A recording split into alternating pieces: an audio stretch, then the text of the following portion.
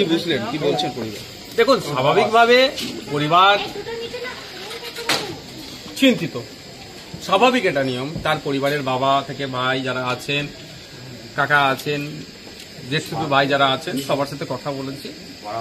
পাড়া প্রতিবেশী আছে আমাদের। এখন এটা সেন্ট্রালের হাতে আছে। বারবার অফিসার যারা আছেন তাদের সাথে পরিবার যোগাযোগ করছে, আশ্বস্ত করছে, আমরাও আছি।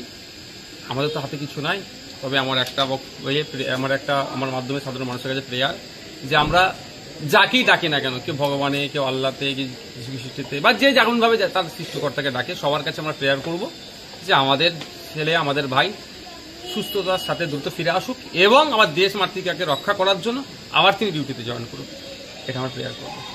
পাকিস্তানের মতন একটা দেশ এরকম জওয়ানদের আটকে রাখলো, তারপরেও এরকম কোন রকম ভাবে কথা হচ্ছে না এবং এত 72 ঘন্টা পেরিয়ে গেল। দেখুন, 70 ঘন্টা অতিবাহিত হয়েছে। ব্যাপারটা হচ্ছে আমাদের হাতে তো নেই, আমরা সিভিলিয়ান, আমাদের হাতে নেই ব্যাপারটা কোন জায়গায় কি হচ্ছে। আমরা আমাদের পরিবারের যিনি আছেন, গিয়ে পিকে সাউদার, তো নির্দিষ্ট কোনো সংস্থার মাধ্যমেই তো নির্দিষ্ট, অর্থাৎ বিএসএফ, বর্ডার সিকিউরিটি ফোর্স যখন আছে, যখন সেন্ট্রাল সার্ভিসেসের মধ্যে পড়ছে, এটা তার মাধ্যমে গিয়েছে। সুতরাং তাদের, আমরা যেমন চিন্তিত, তারা চিন্তিত, সাথে সাথে তারাও দায়িত্ববদ্ধের মধ্যে পড়ছে, তাদের দায়িত্বের মধ্যে পড়ছে দ্রুত কিভাবে তাকে ফিরিয়ে নিয়ে আসা যায়। এবার এক্ষেত্রে আমরা সবসময়ের জন্য জানি, ওই দেশ সবসময় আমার দেশের মধ্যে অস্থিরতা তৈরি করার চেষ্টা করে, আমাদেরকে ডিস্টার্ব করে। এই একটা সুযোগ পেয়েছে, আমাদেরকে একটু ডিস্টার্ব করছে, আমাদেরকে একটা আতঙ্কে রাখার চেষ্টা করছে। কিন্তু এর জবাব আমরা দেব। আমাদের দেশে যেভাবে সন্ত্রাসবাদী হামলা কদিন আগেই সংঘটিত করেছে পাকিস্তানের সহযোগিতাতে, সারা পৃথিবী ছিচি করছে। এই একটা সুযোগ পেয়ে একটু আমাদেরকে টাইম কিল করছে।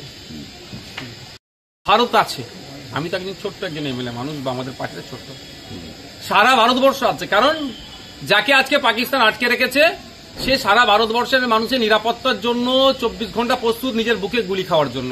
তাহলে অমন এক ব্যক্তিকে যখন আটকে রেখেছে, আমি একা কেন, সারা ভারতবর্ষের মানুষ প্রেয়ার করছে যা দ্রুত সে আমাদের আবার মাতৃভূমিতে ফিরে আসুক। শুধু ফিরে আসুক না, আমি তার সাথে কথা বললাম, একদম নির্দ্বিধাই বলছে, মানে এই তো হওয়া দরকার যে ফিরে আসুক এবং দ্রুত চাকরিতে আবার জয়েন করুক দেশকে রক্ষার জন্য। পাকিস্তানকে কি কোন রকম হুঁশিয়ারি দেবেন?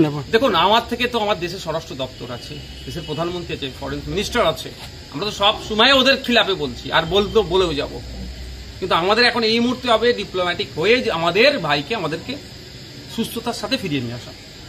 যেভাবে কদিন আগে যে 26 জনকে মেরে দেওয়া হলো দেশের মধ্যে ঢুকে, কি বলবেন, মানে দেশে এখন কতটা সেফ আছে সাধারণ জনগণের? প্রশ্ন থেকে যাচ্ছে, এটা একটা পলিটিক্যাল উত্তর দেওয়া হবে। দেখুন, দুর্ভাগ্য আমি এই মুহূর্তে পলিটিক্যাল উত্তর দেবো না। এখানে আমি যেটা এসেছি, আপনি বাইরে চলুন, গাড়ির সামনে গিয়ে যত ধরনের কোশ্চেন করুন আমি উত্তর দেবো। আমি এখানে কোনো পলিটিক্যাল উত্তর দেবো না।